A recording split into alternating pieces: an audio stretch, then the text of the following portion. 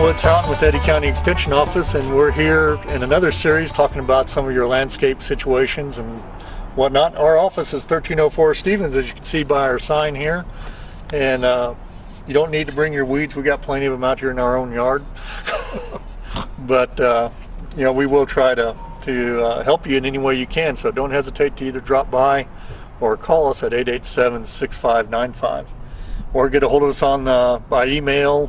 And that's become a great method of people contacting me, is emailing me and attaching a digital photograph of their situation, and then I'm able to send that to professors at the university if I don't have a good answer, and we're able to get those questions asked for you.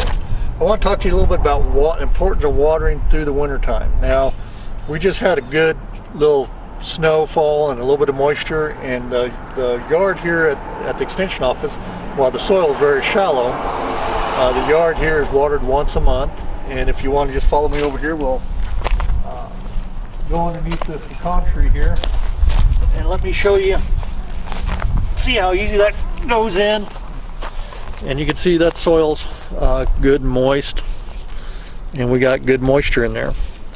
But let's just go across the lot here, and we'll walk over here to this vacant lot which has not been watered, and we'll show you, even with that snowfall that we had, how little moisture there is in our soils at this time of the year.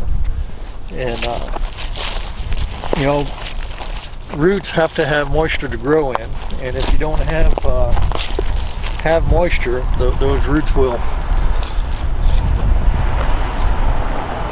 Now you can't see the difference in color here, and it's much drier. Not a lot drier, but it is much drier than that across the street. So that little bit of moisture we got did help us some, but it I guarantee you last week that before that little bit of snow we got, that was just dry as a powder. And roots have to have water to grow, and they grow in the wintertime when there's not a lot of foliage or anything else. That's when they're really growing. And if you don't have moisture in your soil, your roots won't grow. In fact, they'll start dying back and pruning themselves. And then you have trees that come out in the spring and they're not healthy. They have a harder time getting started, and it's worse on those trees. So you know, you need to water at least once a month. And I know that the cities, if you're in town of either Artesia or Carlsbad, that they estimate your sewage usage based on your water use in the winter time, January and February. But if you can, you know, try to water before January, at the end of December, and try to water the end of February or the 1st of March before, and try to get that water built up in that soil a little bit so that there's some moisture in that soil. And even if it does increase your sewer charge just a little bit, it's a lot cheaper than replacing your landscape. So let's go back across the street and we'll talk a little bit about pecans and what's happening with our pecan crop. You know, as you can see, our trees out here at the extension office are just loaded. Just look at all those pecans up there, and they're just loaded. You know, these pecans these are just fully loaded, but these are westerns. You know, and we take them out of that shut.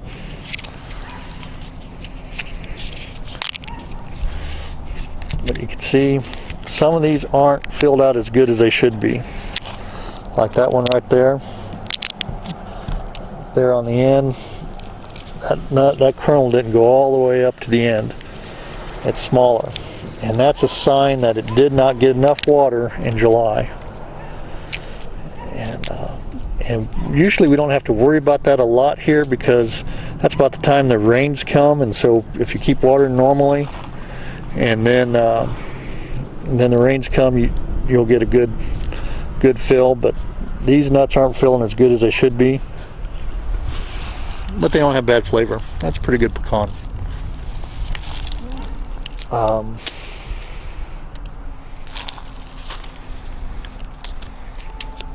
Take a look at this one.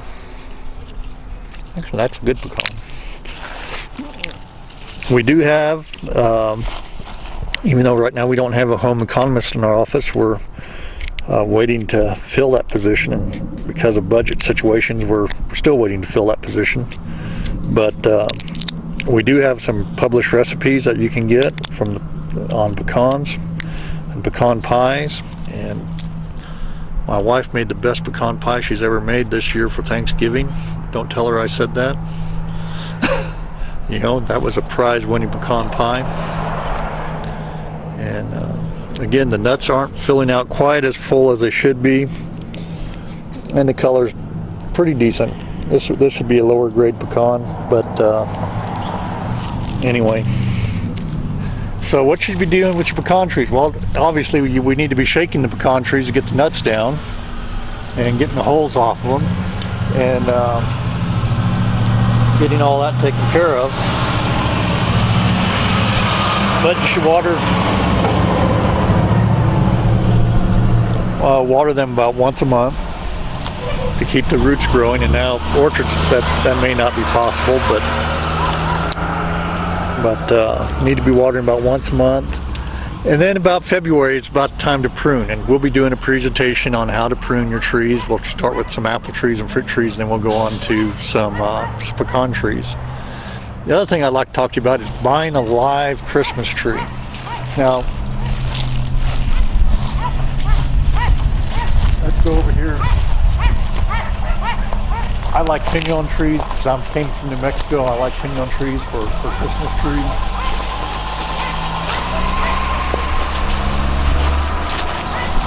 Let's go around this tree in the back, because this one started off as a live Christmas tree. And it has some faults with it, but as you can see, it's a pretty nice tree. But it started off in a planter and a tub that had soil in it, and it was kept inside and used as a Christmas tree through the Christmas season. I got this one at a discount because it has two trunks down there at the bottom, and I don't think it makes the overall shape of the tree undesirable, but when you're looking for a tree, you probably should get just one trunk down at the bottom. And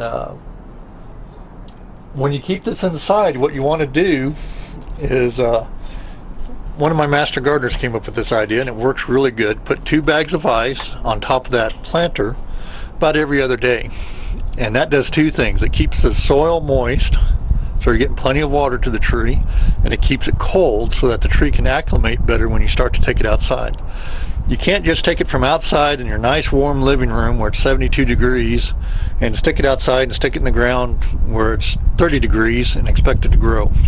You got to kind of transition it to that area, and what I usually recommend is putting it out into a garage or a place that's warm but not hot, or a cooler part of the house, a place that you keep at a cooler temperature for all 3 or 4 days, then move it to another place that's even cooler for 3 or 4 days, and then move it outside into a garage or a carport where it's somewhat protected, and then plant it about 2 weeks after Christmas. You know, the sooner you get it out after Christmas, the better off you are with that tree, and the sooner you get it in the ground. And you can plant them. This tree's at least 5 or 6 years old. I haven't done that for quite a few years, and that's a good way to get landscaping trees for your landscape. And as we look at our poor rose bush here, it's winter. You know, the leaves are about ready, but they're still green, and that's one of the problems here in Eddy County, is our rose bushes really don't go dormant. And so it's, when do you prune rose bushes? And I always tell people, right before you expect a big spurt of growth. You know, so you don't want to prune them right now. I'd wait till late February, first part of March, and prune them in February or March, and then you'll see a spurt of growth.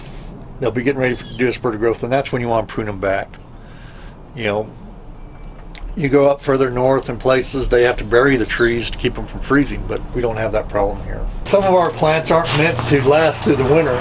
This plant is a flowering plant. It's very beautiful in the summertime, but once it freezes, this is what it looks like. I mean, it just dries. You know, those cells lyse and break, and the tree gets droopy, and and it dies back. And all you can do on these trees is we'll prune all that stuff off, and next year it'll come back and be just as beautiful as it was this year.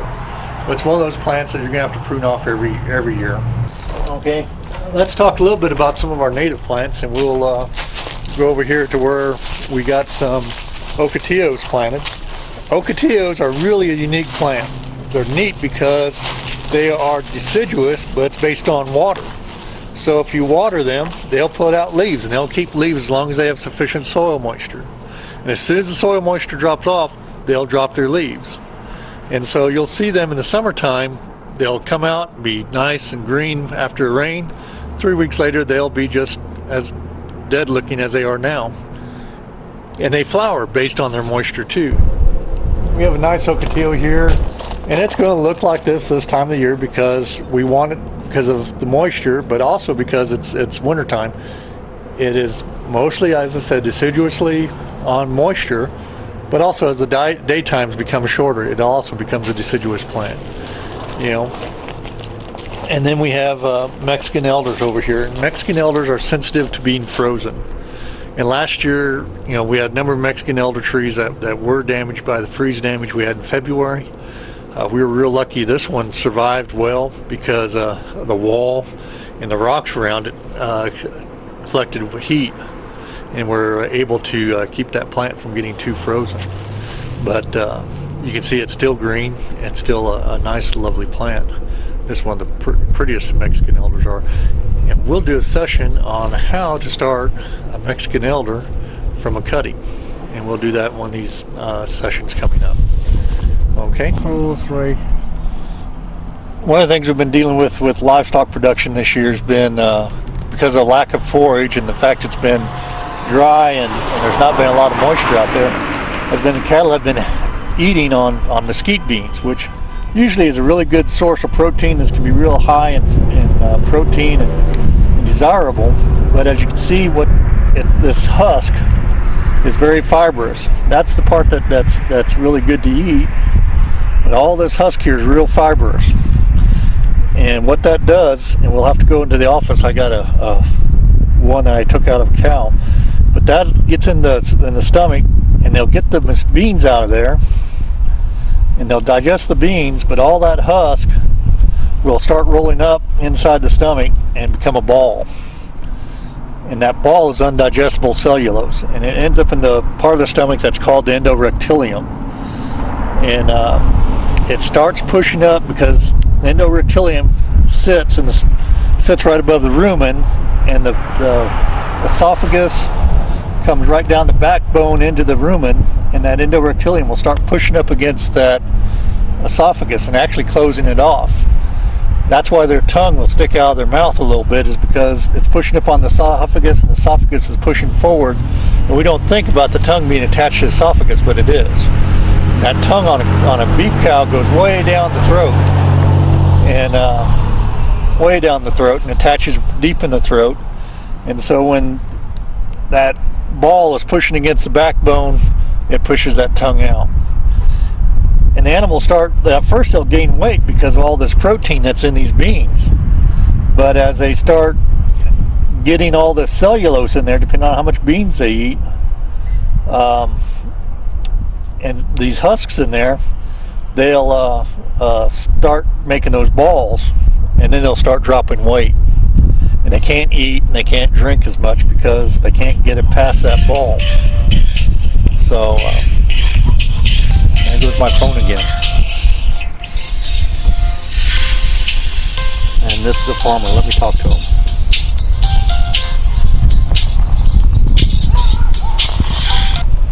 Hello, Julius.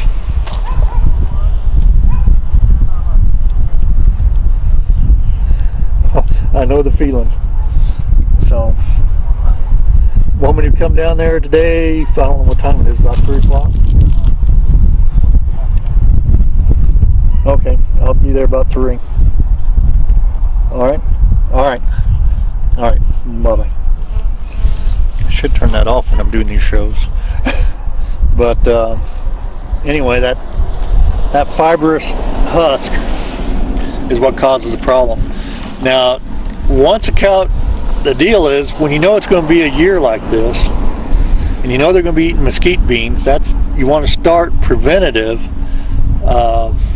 work on that. And what you do is you can either add soap, just plain old ivory soap or yucca based soap, to your water trough so that it keeps these broke up and they pass on through the cow. Or something that my grandfather did, and I'd like to do some research to find out if it really works, but I think it works, is we used to dig up soap tree yucca plants and cut the roots off and split the root in half and put that in the water trough.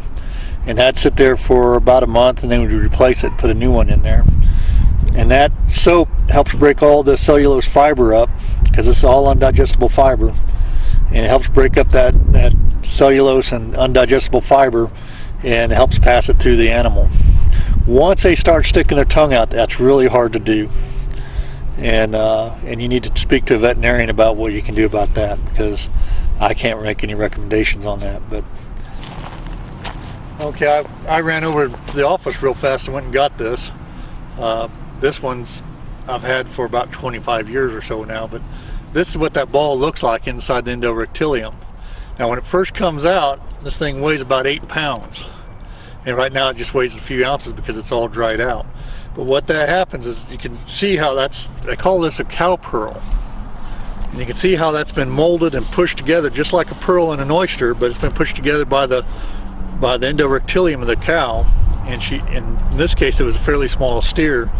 It's about a 700-pound steer. But he pushed that all together, and it was sitting right up there and pushing up against, if this was the esophagus and that's the backbone, it was just push against the esophagus and the backbone so that he couldn't swallow water or eat.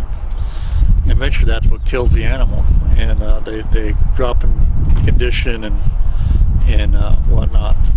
But you know, and this one is a little bit different because it's not caused by mesquite beans, but this is caused by lice and hair in the cow, or the steer in this case, licking its hair. And but the result's the same. It's Phytotrichobendosaurs. What's a fancy name for that? Here's the husk that we were playing with a while ago, and you can see, you know, all that heavy fiber right there, and that's just cellulose fiber, and you can see how that would make into a ball just like that right there. And you know, like I said, this one's a little bit different because this is caused from lice and it's hair and manure, but the result is the same. And hair is just as undigestible as that husk is on that mesquite bean. We're kind of done with today's program, but if you have any questions, give us a call.